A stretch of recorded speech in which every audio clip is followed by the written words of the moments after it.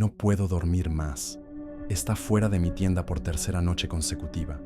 Incluso cuando me muevo, siempre sabe dónde estoy. Lo más extraño es que parece diferente cada vez. Sus rasgos cambian, pero sus ojos, esos ojos vacíos, siguen siendo los mismos. Si estás viendo esto, probablemente estoy...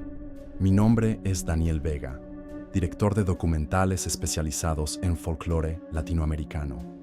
Lo que acaban de escuchar es la última grabación de Carlos Ruiz, mi camarógrafo, antes de su transformación.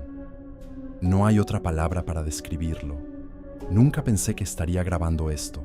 Se suponía que nuestro documental sobre nahuales sería otro análisis académico de mitos regionales. Solo eso, un trabajo más.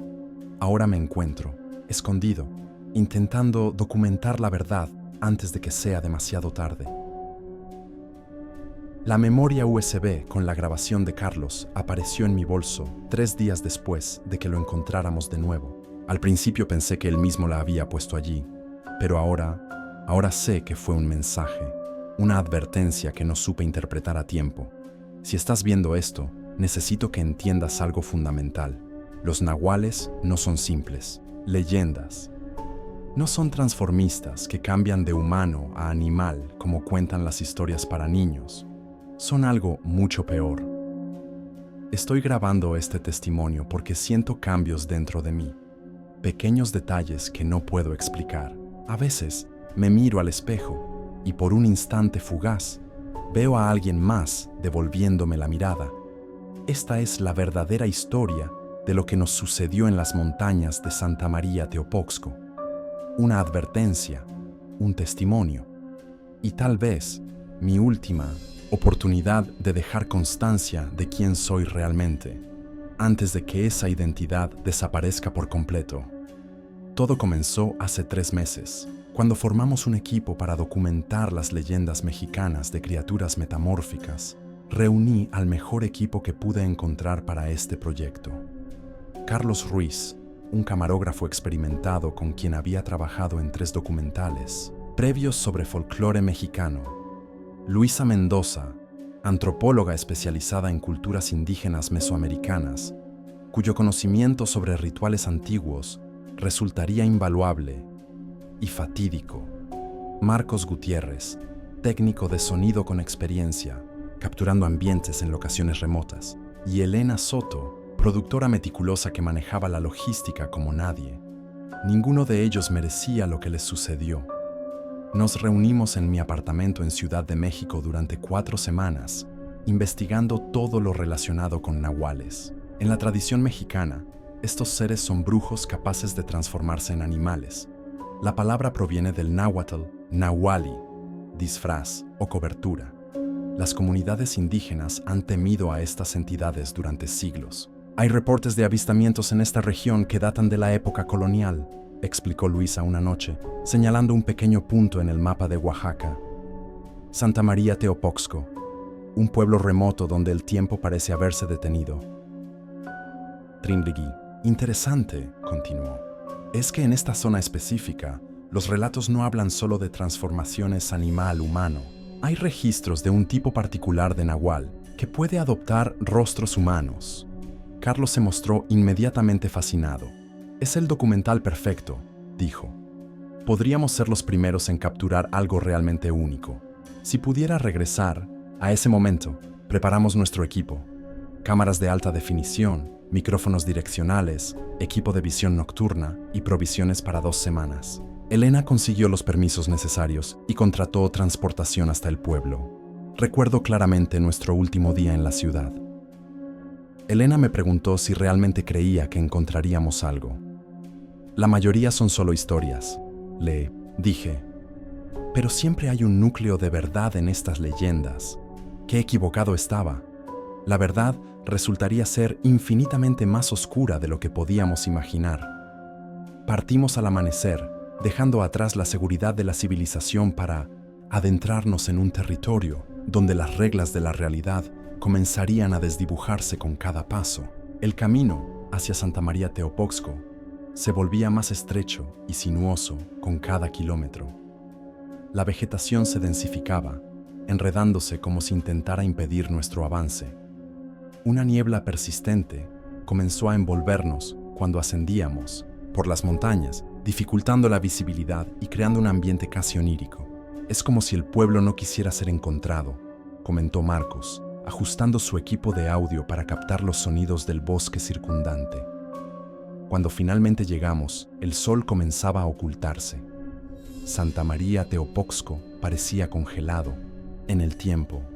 Casas de adobe y techo de palma, calles de tierra y una pequeña iglesia colonial en el centro. Los habitantes nos observaban desde umbrales y ventanas, sus rostros impasibles, sus ojos cargados de una desconfianza inmediata. Elena intentó hablar con algunos locales, pero la barrera no era solo lingüística. Había algo más, una reticencia profunda que no lograba descifrar. Fue entonces cuando Miguel se acercó a nosotros. Un hombre de mediana edad, complexión, fibrosa, vestido con ropa tradicional, pero inusualmente bien hablado en español. Se ofreció como guía y traductor. No están acostumbrados a visitantes, explicó con una leve sonrisa que nunca alcanzaba sus ojos, menos a personas con cámaras. Miguel nos consiguió hospedaje en la única posada del pueblo, una construcción austera de 2 habitaciones. Esa primera noche, mientras organizábamos el equipo, percibí algo inquietante en la atmósfera. ¿Escuchan? ¿Eso?, preguntó Carlos cerca de la medianoche. Nos quedamos en silencio. A lo lejos, entre los sonidos del bosque, podía distinguirse algo parecido a un lamento, o quizás un canto en una lengua incomprensible. Es solo el viento, respondió Miguel desde la puerta, sobresaltándonos. No habíamos notado que estaba allí. Mañana comenzaremos temprano. Hay mucho que ver. Esa noche, ninguno de nosotros durmió bien. En la oscuridad, sentía constantemente la sensación de ser observado, como si algo estudiara nuestros rostros mientras dormíamos. Pasamos 3 días intentando sin éxito que los habitantes nos hablaran sobre los nahuales. Cada mención al tema provocaba que las conversaciones terminaran abruptamente y las puertas se cerraran. Es como si todos compartieran un secreto, comentó Luisa durante nuestra improvisada reunión nocturna. El 4.º día, Miguel nos presentó a don Jacinto, un anciano de 90 años, que aceptó hablar con nosotros bajo la condición de no mostrar su rostro ni mencionar su verdadero nombre. Los nahuales comunes son solo brujos, explicó don Jacinto en voz baja mientras Carlos grababa. Se transforman en coyotes, jaguares, lechuzas, pero el que ustedes buscan es diferente. Aquí lo llamamos el coleccionista. Su voz tembló ligeramente al pronunciar ese nombre. ¿Coleccionista de qué?, preguntó Luisa. El anciano nos miró largamente antes de responder. De identidades, de rostros. No solo toma la forma de otros seres, sino que colecciona partes de ellos. Un hombre puede regresar de la montaña siendo casi el mismo, pero con pequeños cambios. Y nadie dice nada. Por miedo. Marcos reaccionó con escepticismo, sugiriendo explicaciones racionales. Elena mostró preocupación por la dirección que tomaba el proyecto, mientras Carlos parecía cada vez más fascinado. Este coleccionista, insistió Luisa, ¿tiene alguna debilidad? Don Jacinto nos miró con lástima. Ya es tarde para esa pregunta. Él sabe que están aquí. Los ha estado observando desde que llegaron. Miguel, que había permanecido silencioso durante la entrevista, finalmente intervino. Conozco un lugar en el bosque. Un templo antiguo donde, según las leyendas, el coleccionista realiza sus rituales. Podríamos visitarlo si realmente quieren entender. Debimos haber partido en ese momento. En cambio, acordamos comenzar la expedición al bosque al día siguiente. Esa noche, mientras revisábamos el material del día, Luisa notó algo perturbador en las tomas ambientales del pueblo. Daniel, mira esto, dijo, señalando una figura en el fondo de una toma. Y ahora mira esta otra, grabada 2 horas después. En el otro extremo del pueblo, era el mismo hombre, aparentemente observándonos. Lo extraño no era su presencia, sino los sutiles detalles que no encajaban. En una toma su cabello parecía ligeramente más largo. En otra, La estructura de su mandíbula era más pronunciada. Podría ser coincidencia, sugerí, poco convencido. Carlos se obsesionó inmediatamente con las imágenes. Pasó horas ampliándolas, mejorando su resolución, comparando rasgos específicos. Los ojos, murmuró finalmente, son exactamente los mismos en todas las tomas. Como vacíos, sin vida propia.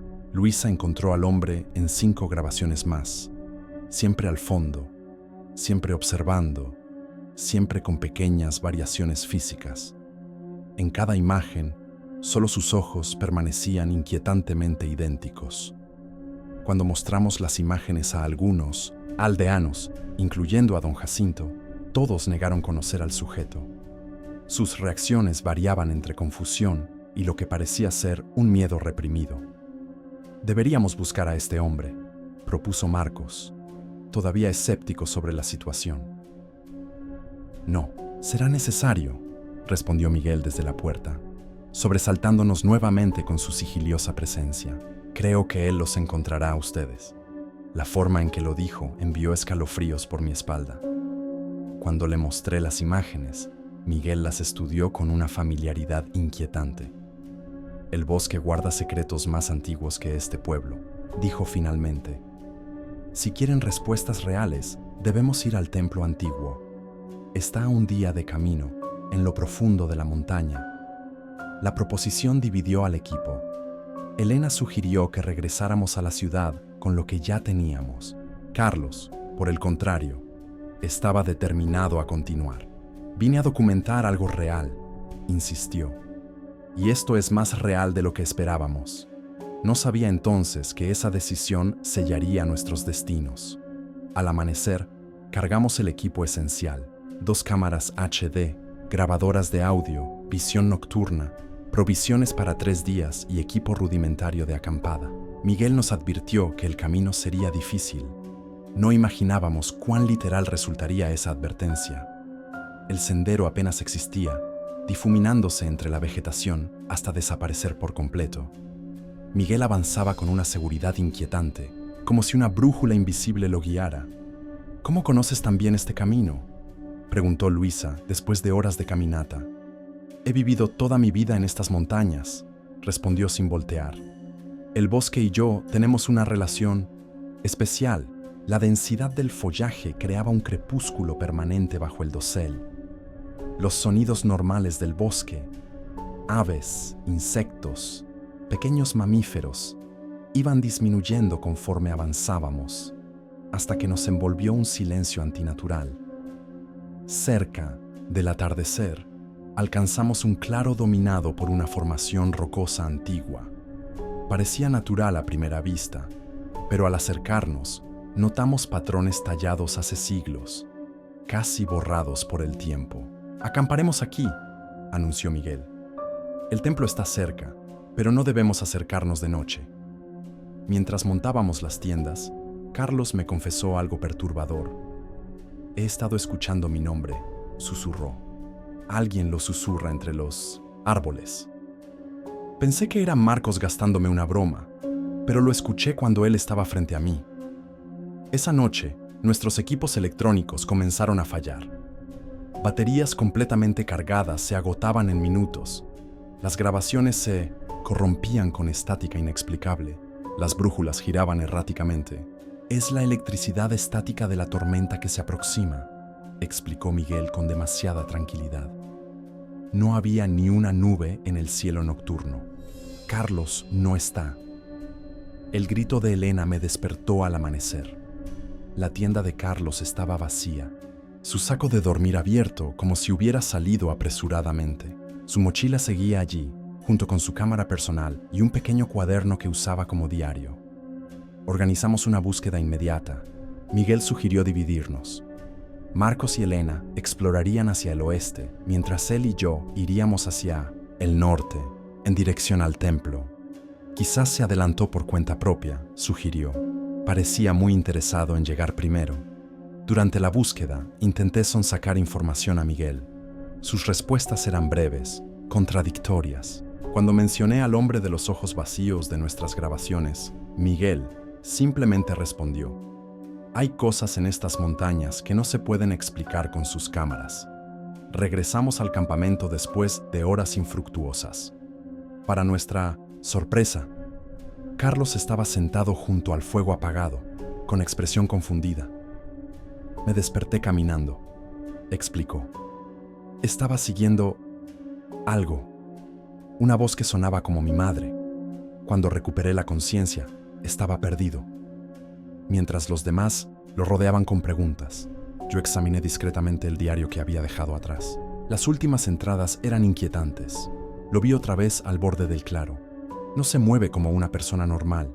Es como si estudiara cómo moverse, imitando gestos humanos.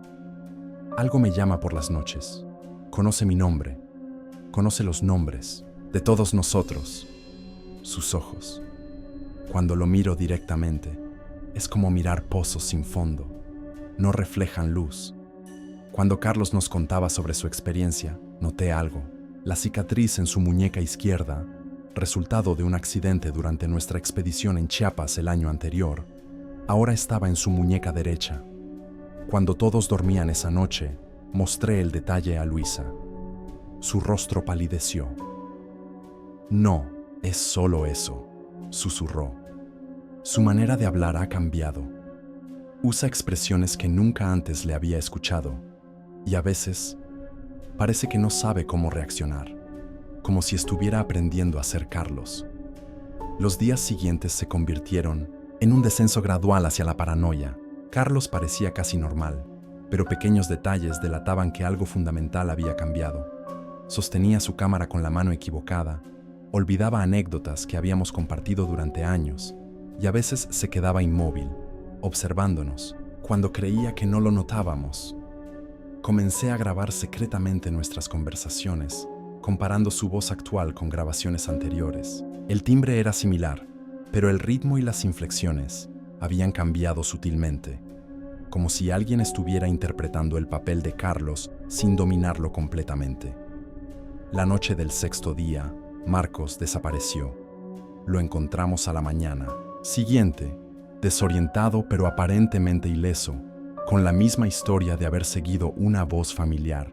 Sin embargo, su comportamiento posterior resultó aún más perturbador que el de Carlos. Marcos, siempre directo y pragmático, ahora utilizaba expresiones rebuscadas y poéticas. El técnico de sonido que conocía no citaba a Octavio Paz, ni hablaba de la comunión con la esencia ancestral de la selva. Cuando expresé mis preocupaciones, a Elena me miró como si estuviera perdiendo la razón. «Estás proyectando tus miedos», dijo.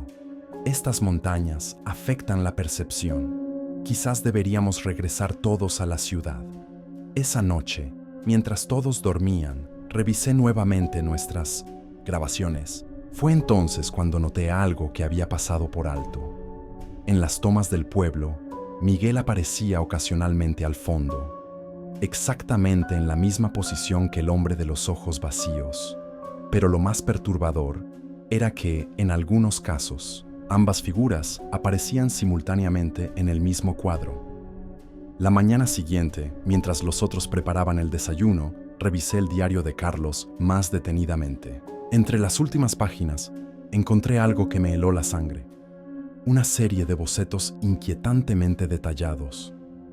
Eran dibujos de rostros humanos, pero fragmentados como en un diagrama anatómico. Ojos, narices, bocas, líneas de mandíbula. Cada elemento facial estaba catalogado meticulosamente, como piezas intercambiables de un rompecabezas macabro. Algunos rasgos estaban marcados con nombres, aldeanos que habíamos entrevistado, miembros de nuestro equipo. Incluso mi propio perfil aparecía descompuesto en secciones. En las notas marginales, con una caligrafía que no era exactamente la de Carlos, se leía: compatibilidad de rasgos, secuencia de asimilación, preservación de la esencia. Esperé el momento oportuno para compartir mi descubrimiento con Luisa.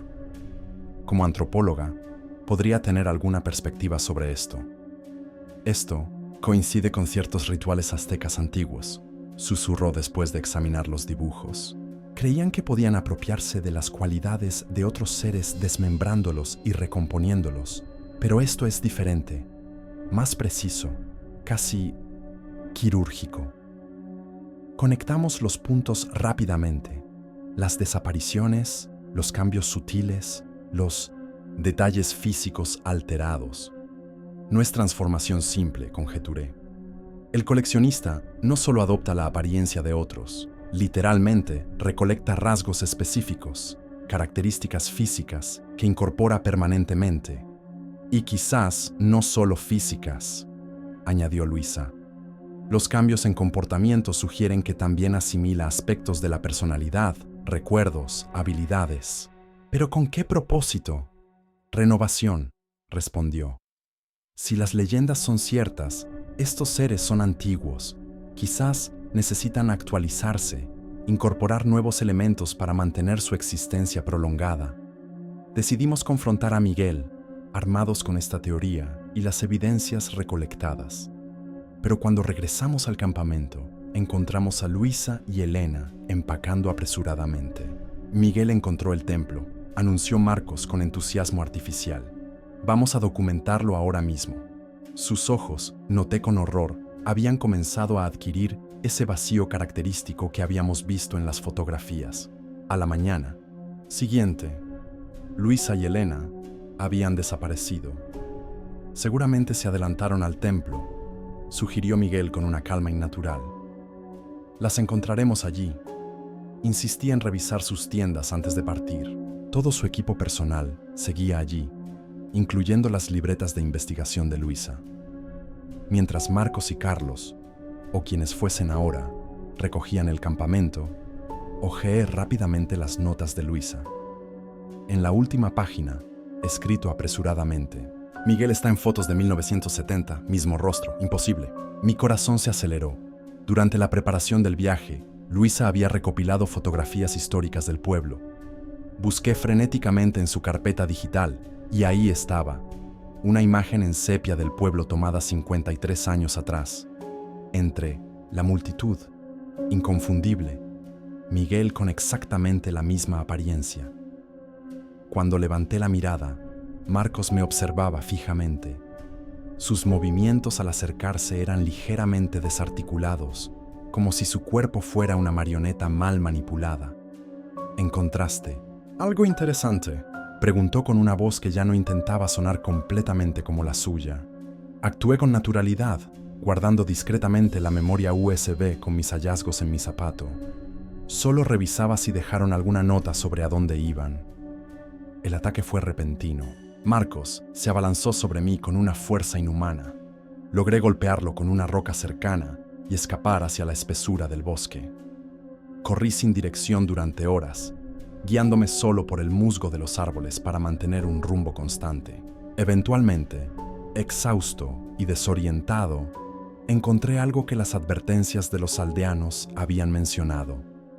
Un claro perfecto donde la vegetación no crecía, dominado por una estructura de piedra semienterrada. El templo antiguo. La construcción emitía una presencia casi tangible, como un pulso silencioso.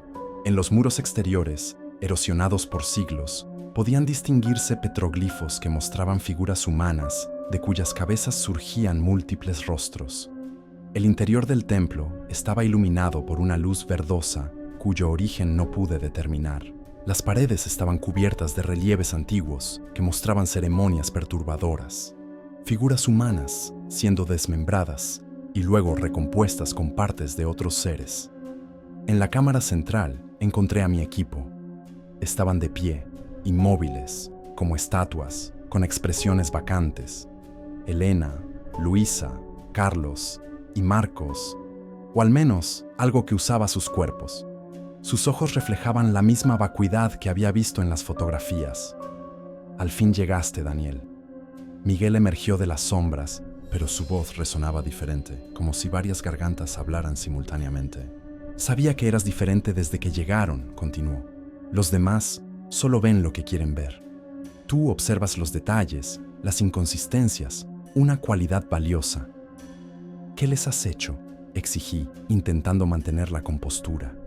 Nada, que no haya estado haciendo durante siglos, respondió, acercándose con movimientos fluidos, inhumanos. ¿Sabes lo que significa existir durante tanto tiempo, Daniel? Los cuerpos se desgastan, las mentes se estancan. Necesito renovarme. Periódicamente, su rostro comenzó a distorsionarse sutilmente mientras hablaba, como cera derritiéndose y reformándose. Rasgos que reconocí de Carlos, luego de Marcos, de aldeanos que habíamos entrevistado, aparecían y desaparecían en una danza macabra de identidades. No simplemente tomo formas como los nahuales comunes, explicó.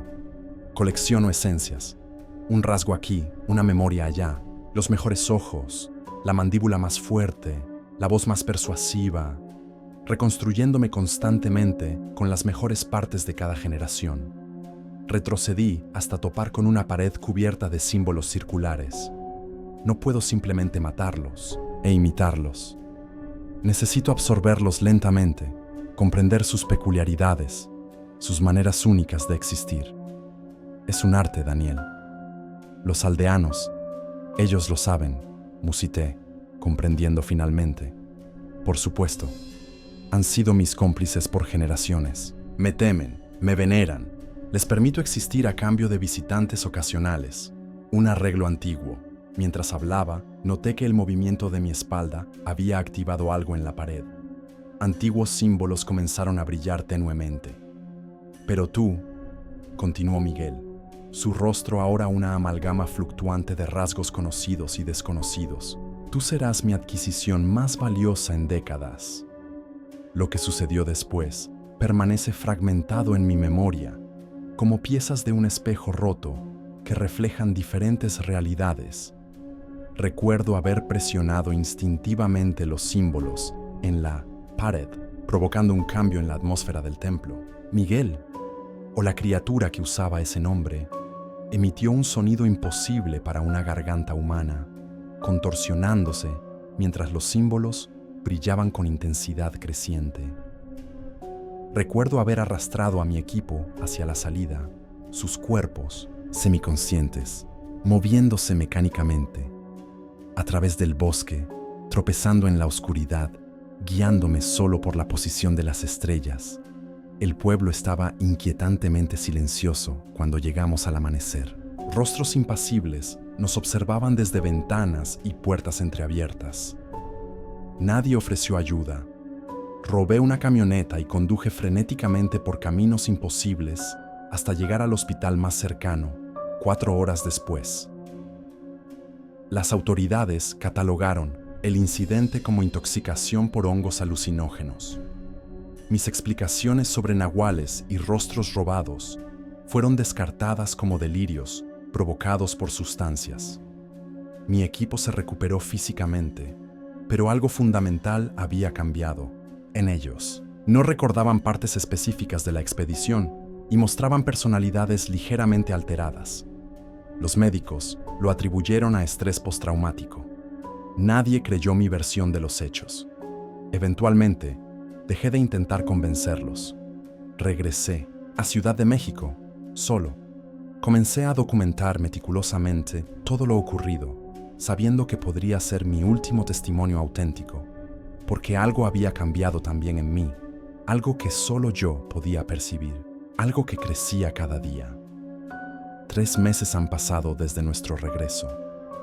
3 meses en los que he intentado retomar mi vida normal, editando laboriosamente las grabaciones recuperadas para documentar la verdad.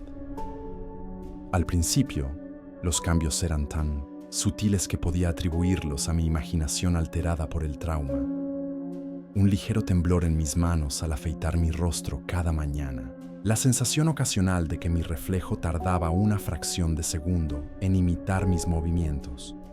Luego comenzaron las anomalías en las grabaciones. Revisando tomas de diferentes días, noté variaciones en mi propia voz, modulaciones, acentos, cadencias que no reconocía como propias. En fotografías recientes, mi sonrisa parecía estudiada, como si alguien hubiera aprendido a recrearla observando a otros.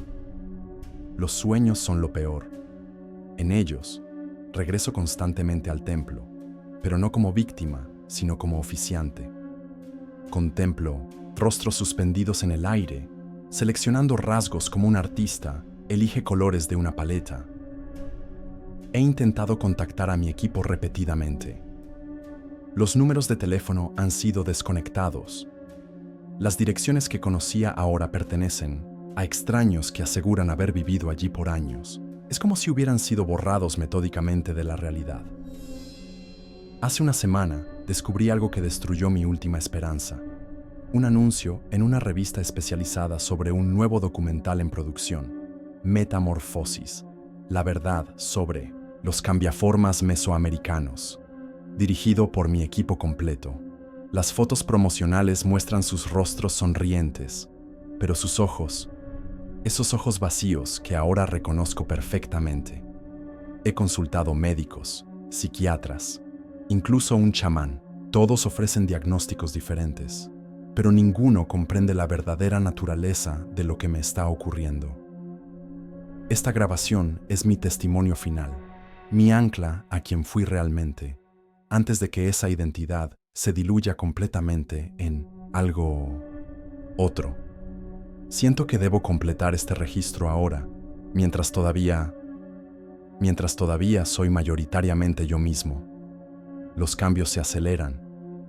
Esta mañana, al afeitarme, noté que el arco de mis cejas ha cambiado sutilmente. Mi mandíbula parece más definida, como si la estructura ósea se estuviera reconfigurando lentamente.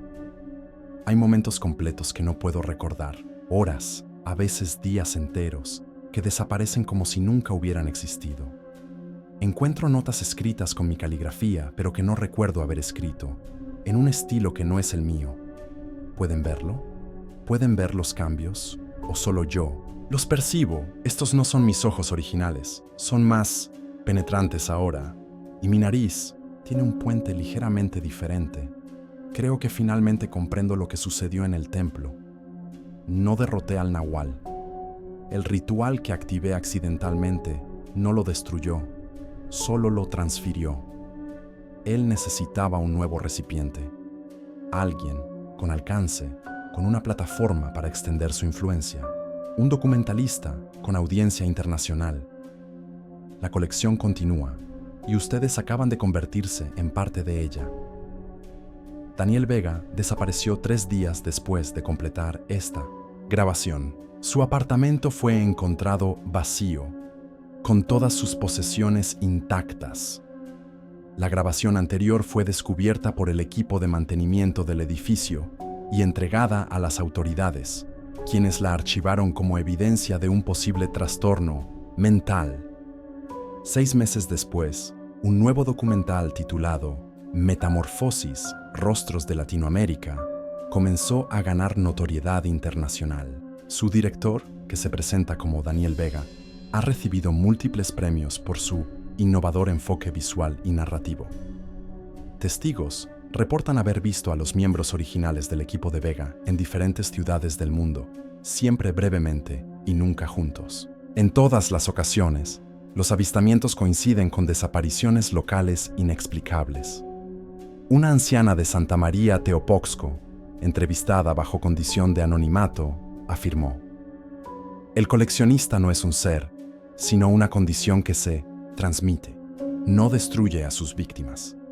Las convierte en extensiones de sí mismo, fragmentos de una entidad que existe simultáneamente en múltiples cuerpos". Fotografía reciente de Daniel Vega, recibiendo un premio en el Festival Internacional de Cine Documental. Sus ojos, mirando directamente a cámara, muestran la misma vacuidad inhumana que captó en sus grabaciones. Si observas atentamente su rostro, podrías reconocer rasgos de personas que conociste, personas que, quizás, ya no están donde deberían. Estar punto grabación prohibida. La grabación que estás a punto de escuchar es real. No hay efectos especiales. No hay postproducción. Mi nombre es doctora Marisol Vega, lingüista especializada en lenguas indígenas extintas de la Universidad de Nuevo México. Si estás viendo esto, significa que mis archivos han sido encontrados y ahora estás en 1900. Peligro. Lo que acabas de oír Es la transformación de un ser humano en algo más, algo que no debería existir en nuestro mundo racional, algo que yo ayudé a liberar sin saberlo. Estas grabaciones fueron recuperadas de mis archivos personales y de los sensores sísmicos instalados en la Reserva Navajo. Te advierto, no las escuches completas. No repitas las palabras. Las palabras tienen poder. Las palabras pueden cambiar la carne. Comencé este proyecto como una científica escéptica. Terminé como algo diferente. Lo que experimentarás a continuación es mi testimonio, mi advertencia y posiblemente lo último que quede de la persona que una vez fui. No todo conocimiento debe ser descubierto. No todas las puertas deben abrirse. Pero ya es tarde para mí y quizás para ti también. Lo que sigue no es ficción.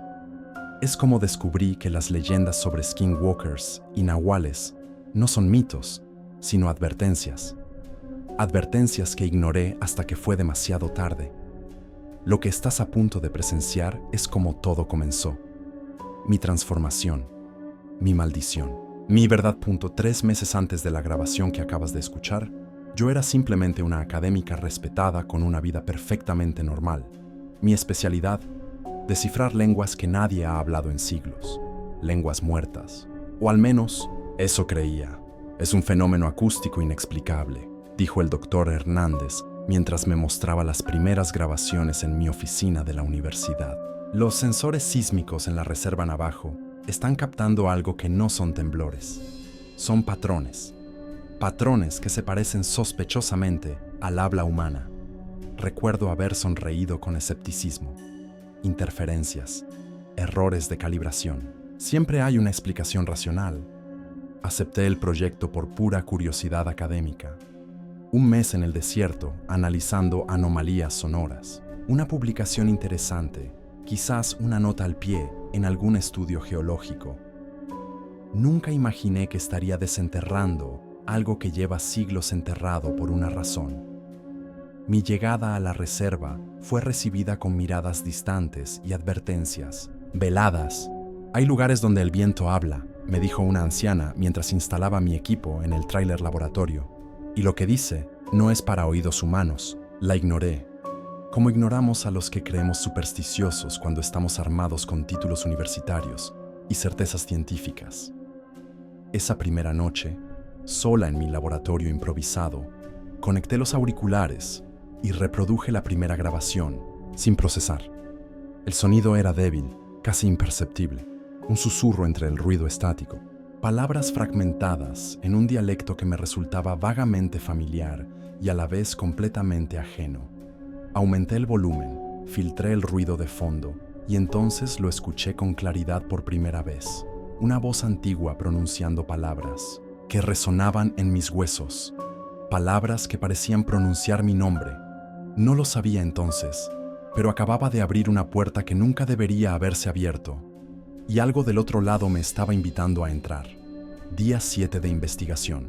He aislado patrones recurrentes en las grabaciones. Definitivamente, es una lengua estructurada, con sintaxis reconocible, pero no coincide con ninguna base de datos lingüística conocida.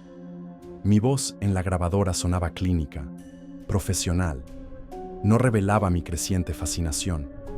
Cada mañana, revisaba los datos recogidos durante la noche y cada día los patrones se hacían más claros. No era ruido aleatorio, era una conversación. Algo o alguien estaba hablando a través de esos sensores. Y lo más inquietante, las grabaciones parecían responder a mis preguntas, como si pudieran oírme antes de que yo reprodujera sus voces. El dialecto contiene elementos proto-uto-aztecas mezclados con estructuras que se asemejan al navajo ancestral. Teóricamente imposible, estas culturas nunca tuvieron contacto significativo en el periodo formativo de sus lenguas. Durante el día, me sumergía en transcripciones y análisis. Por las noches, soñaba con palabras que nunca había aprendido, pero que de algún modo comprendía. Visité a los ancianos de la comunidad, buscando contexto cultural. La mayoría se negó a hablar, pero un hombre de ojos nublados finalmente accedió. Hay palabras que cambian al que las pronuncia, me explicó sin mirarme directamente. palabras que abren la piel y dejan entrar al espíritu del desierto. Regresé a mi trabajo, catalogando meticulosamente cada sílaba, cada inflexión. Sin darme cuenta, comencé a murmurar las palabras mientras trabajaba, saboreando su extraña cadencia en mi lengua. Ka'alo'olal na'atik. Lo pronuncié sin pensar, un fragmento de una frase que se repetía en las grabaciones. En ese instante, las luces parpadearon y mi equipo se reinició súbitamente. Cuando las pantallas volvieron a encenderse, todas mostraban la misma forma de onda, pulsando como un corazón, como si mis palabras hubieran despertado algo en los circuitos, como si la tecnología misma respondiera a un lenguaje más antiguo que la electricidad. Y en el silencio que siguió, podría jurar que escuché algo respirando al otro lado de mis auriculares. Día 15. Algo está cambiando en mí. Anoche soñé que corría a 4 patas por el cañón, persiguiendo el olor de algo vivo. Podía ver en la oscuridad, podía sentir cada vibración en la tierra. Me desperté con el sabor de sangre en la boca. Las grabaciones de mi diario se volvían cada vez más perturbadoras. Ya no era solo una observadora científica, me estaba convirtiendo en parte del fenómeno. La transformación comenzó sutilmente. Notaba olores que antes pasaban desapercibidos. El sudor nervioso de los técnicos cuando se acercaban a mi laboratorio. La hierba que crecía a 100 metros de distancia. El rastro de un coyote que había pasado hace horas. Mi audición se agudizó hasta volverse dolorosa. Podía escuchar conversaciones en el puesto de vigilancia a medio kilómetro. Podía oír los latidos de mi propio corazón, acelerándose cuando las grabaciones reproducían ciertos patrones de sonido. La frecuencia de 17.8 Hz provoca una respuesta fisiológica involuntaria, registré clínicamente mientras monitoreaba mis propias pupilas dilatándose en el reflejo de la pantalla, específicamente cuando se combina con la estructura silábica del tercer fragmento. Durante una videollamada con la universidad, mi supervisor comentó sobre mi aspecto. «Pareces diferente, Marisol. ¿Estás durmiendo bien?» No le dije que apenas dormía, que cuando lo hacía me despertaba en lugares distintos de donde me había acostado, que encontraba arena y tierra bajo mis uñas. Un día, mientras analizaba una nueva grabación, un técnico entró sin anunciar. El sonido repentino activó algo primordial en mí.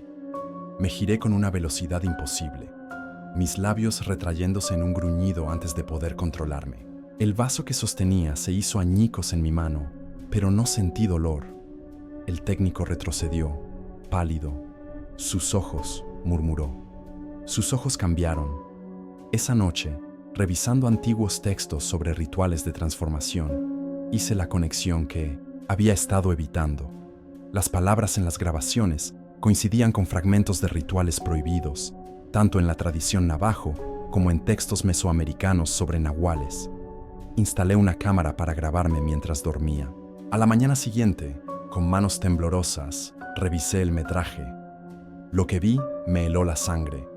Mi cuerpo contorsionándose de formas imposibles, emitiendo sonidos que ninguna garganta humana debería poder producir. Y en la puerta del tráiler, arañazos profundos, hechos desde dentro. Los Jinaldlushi, los que caminan en pieles prestadas, explicó el anciano navajo mientras miraba más allá de mí, como si temiera ver algo sobre mi hombro.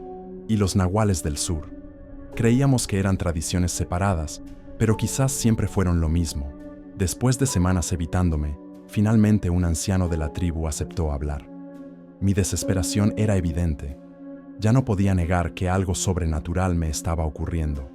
Hay lenguas que describen el mundo, continuó, y hay lenguas que lo cambian. La palabra no solo nombra, sino que transforma. Cuando pronuncias ciertos sonidos con la intención correcta, con el linaje correcto en tu sangre, te conviertes en lo que nombras. Me mostró textos antiguos que la tribu había mantenido ocultos, páginas que ilustraban transformaciones humanas en criaturas con rasgos de lobo, coyote, águila. Los comparé con mis propias investigaciones sobre nahuales mesoamericanos, y los patrones eran innegables. Las grabaciones, murmuré. Es como si alguien hubiera combinado ambas tradiciones en un nuevo ritual, más potente. Y tú lo has estado repitiendo, dijo, no como pregunta, sino como afirmación sombría. Durante una reunión con los científicos del gobierno, estaba explicando mis hallazgos cuando el dolor comenzó. Un espasmo recorrió mi columna vertebral. Sentí mis músculos contraerse involuntariamente. ¿Doctora Vega? La voz del supervisor sonaba distante mientras luchaba por mantener el control. Entonces sentí el cambio en mis ojos. La visión se agudizó dolorosamente. Los colores se transformaron en algo ajeno a la percepción humana. Los científicos retrocedieron en shock. Dios mío, sus ojos. Escuché a alguien murmurar antes de que pudiera recuperar el control. Esa noche, temblando bajo una manta, revisé la grabación de mi sueño. Lo que vi destruyó cualquier esperanza de explicación racional. Mi cuerpo arqueándose en ángulos imposibles, mis facciones alargándose momentáneamente en algo canino, mis dedos curvándose en garras que rasgaban las sábanas. Y lo peor no era la transformación física, era la sensación, mientras observaba, de que la criatura en la pantalla me miraba a través del tiempo, consciente de estar siendo observada, consciente y hambrienta. Día 23. He descubierto algo que cambia todo. Esto no es un fenómeno natural, no es una coincidencia. Alguien ha diseñado esta trampa y yo caí directamente en ella. Las coordenadas estaban en los propios datos sísmicos, un patrón que no había notado hasta que dejé de buscar un lenguaje y empecé a buscar un mapa. Me llevaban a un cañón remoto en la zona norte de la reserva, un área restringida incluso para los propios navajo. Me moví bajo la luz de la luna, descubriendo con asombro que podía ver en la oscuridad casi perfectamente. Mi olfato detectaba la presencia humana mucho antes de verla. Guardias patrullando, pero con un olor distinto, como animales y humanos mezclados. Esquivarlos fue sorprendentemente fácil. Mi cuerpo parecía saber instintivamente cómo moverse en silencio, cómo permanecer contra el viento para que mi aroma no los alertara. Lo que encontré en ese cañón destrozó mi comprensión de la realidad. Una instalación camuflada donde tecnología de punta y artefactos antiguos coexistían. Sensores sísmicos modificados con símbolos rituales tallados en sus carcasas. Computadores analizando ondas cerebrales, mientras reproductor cánticos antiguos. Y los documentos. Planes detallados escritos en español y en una variante de símbolos antiguos que apenas podía comprender. Mencionaban territorio expandido, semillas lingüísticas, transformación a escala poblacional.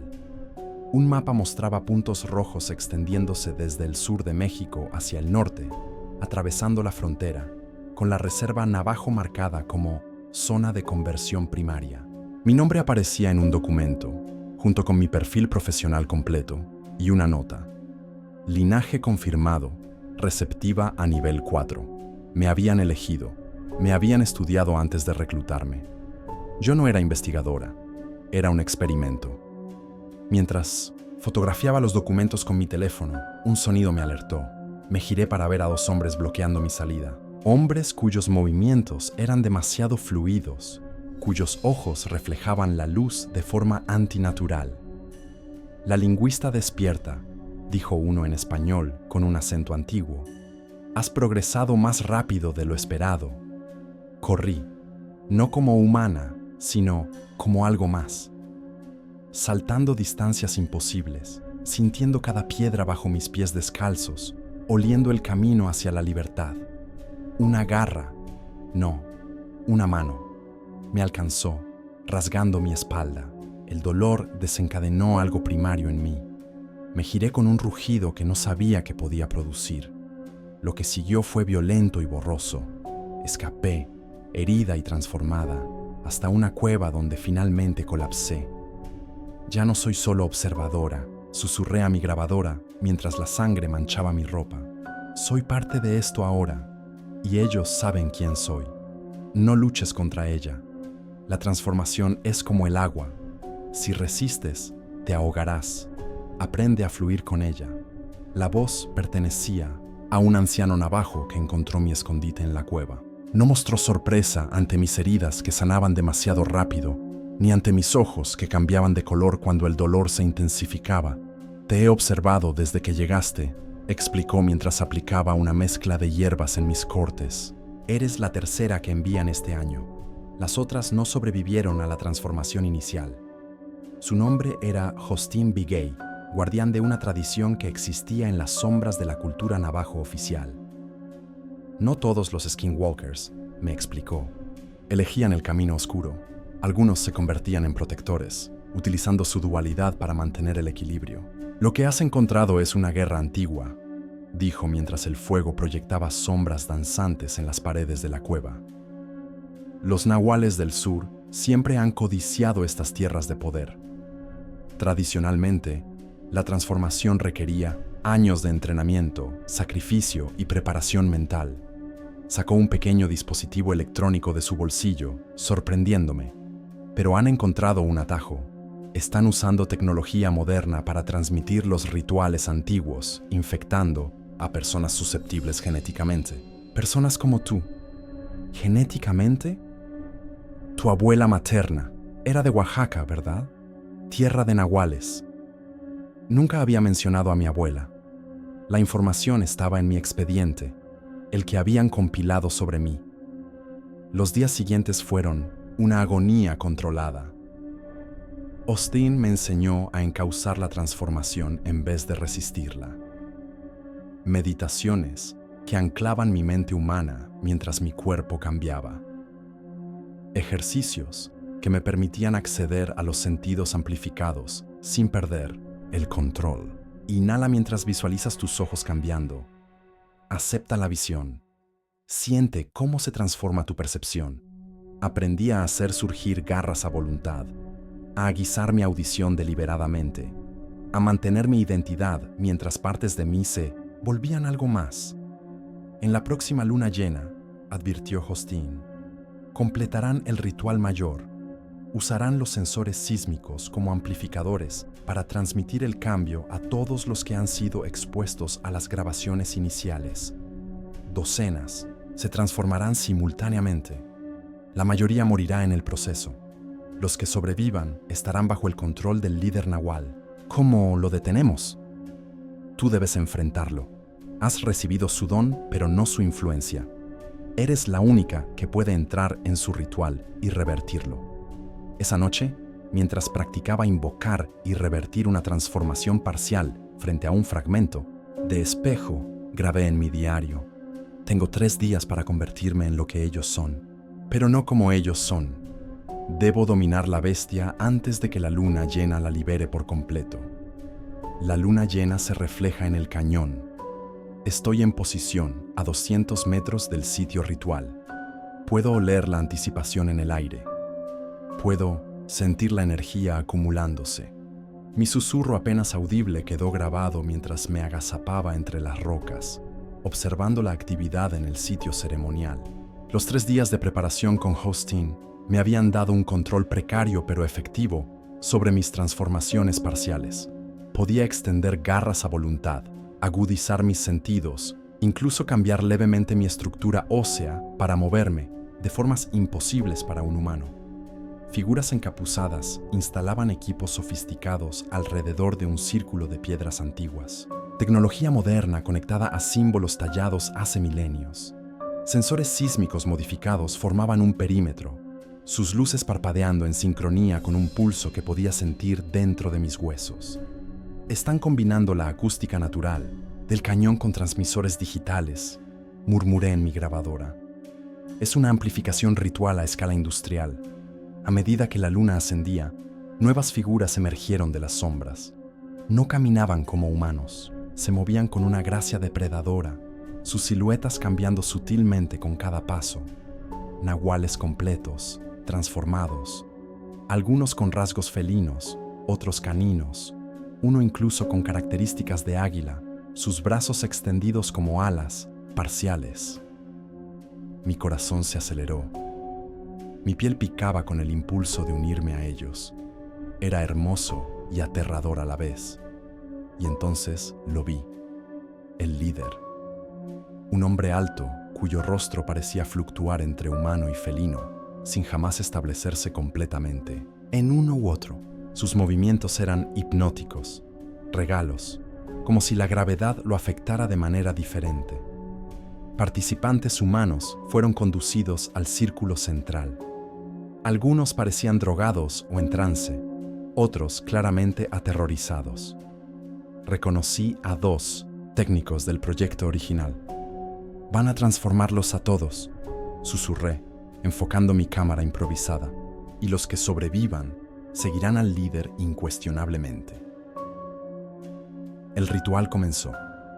Cantos antiguos, amplificados por tecnología moderna, reverberaron en el cañón.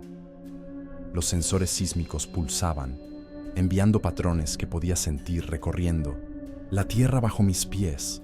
No vi al guardia hasta que fue demasiado tarde. Un olor a almizcle me alertó un segundo antes de que una mano con garras incipientes sujetara mi hombro. Una invitada inesperada, gruñó. Mi cuerpo reaccionó por instinto. Mis ojos cambiaron, mis músculos se densificaron. Me giré con una velocidad imposible, liberándome de su agarre con un movimiento que dislocó su brazo. Abajo, en el círculo ritual, todas las cabezas se volvieron hacia nosotros. El líder nahual sonrió, mostrando colmillos demasiado desarrollados para ser humanos. «Nuestra invitada de honor ha decidido unirse a nosotros formalmente», anunció, su voz resonando inhumanamente. «Bienvenida, doctora Vega. Te estábamos esperando». Me llevaron al centro del círculo, no como prisionera, sino como invitada distinguida.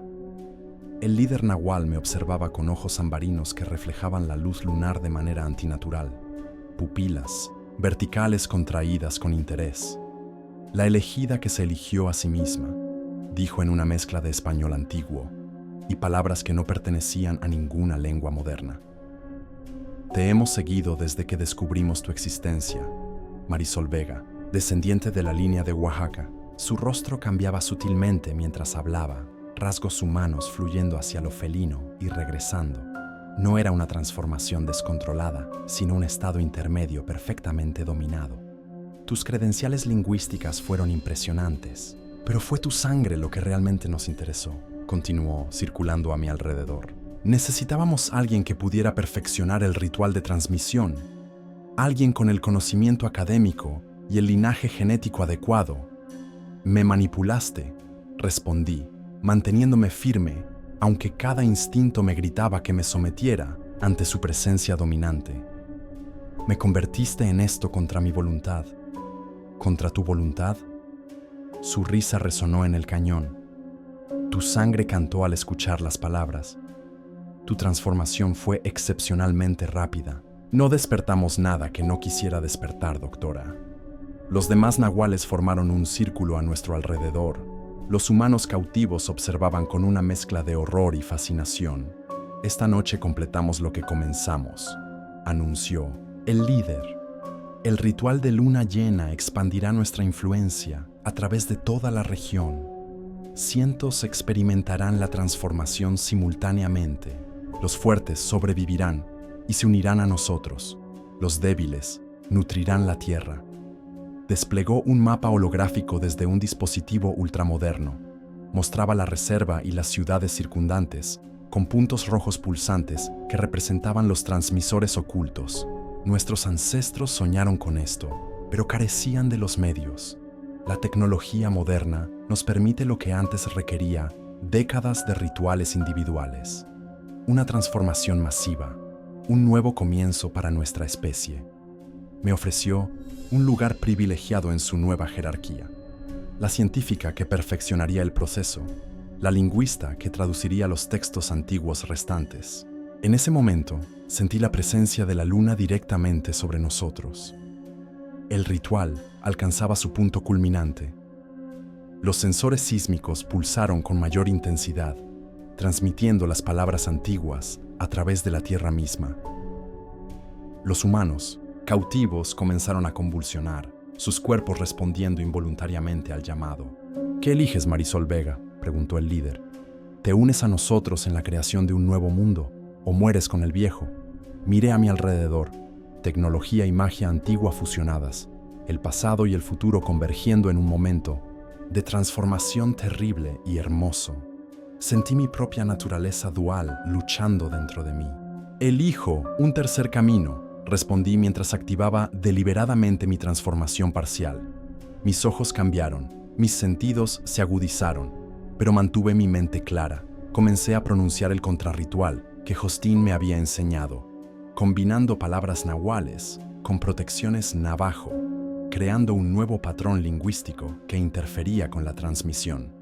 El líder rugió, su rostro transformándose completamente en una criatura felina, intentando detenerme. Pero yo había memorizado el ritmo, la cadencia perfecta, cada sílaba pronunciada con la intención correcta, cada inflexión cargada de poder. Los dispositivos comenzaron a sobrecargarse. Los sensores sísmicos emitieron frecuencias discordantes que chocaron con el ritual original. Nos enzarzamos en un duelo lingüístico, cada uno contrarrestando las palabras del otro, la realidad misma pareciendo fluctuar a nuestro alrededor. Los otros nahuales se retorcían confundidos, atrapados entre frecuencias contradictorias. En el momento exacto del cénit lunar, completé la secuencia final. Un pulso de energía recorrió el círculo. El líder nahual gritó mientras su forma felina retrocedía forzosamente, revelando a un hombre de mediana edad, sudoroso y furioso, momentáneamente despojado de su poder. ¿Tú? Jadeé, asumiendo una postura dominante mientras mantenía mi transformación controlada. Querías esparcir conocimiento, pero no entendiste que conocimiento no es control. Los demás nahuales, viendo a su líder vulnerable, retrocedieron hacia las sombras. Los humanos cautivos colapsaron, liberados del trance inducido, pero marcados para siempre por la experiencia. Me desplomé sobre una rodilla, agotada por el esfuerzo del contrarritual, pero victoriosa, al menos por esta noche. Registro final. Han pasado 3 meses desde la noche de la luna llena. Mi voz en la grabación suena diferente ahora, más profunda, con un timbre que ocasionalmente reverbera de forma inhumana. La transformación nunca se revirtió por completo. Tras el confronto en el círculo ritual, establecimos un nuevo equilibrio. Trabajando con los ancianos navajo, modificamos los sensores sísmicos para emitir contrafrecuencias, neutralizando cualquier intento futuro de diseminar el ritual a gran escala. La tecnología que los nahuales crearon para corromper ahora protege. No todos los nahuales eran malignos. Algunos, como yo, encontraron un camino intermedio.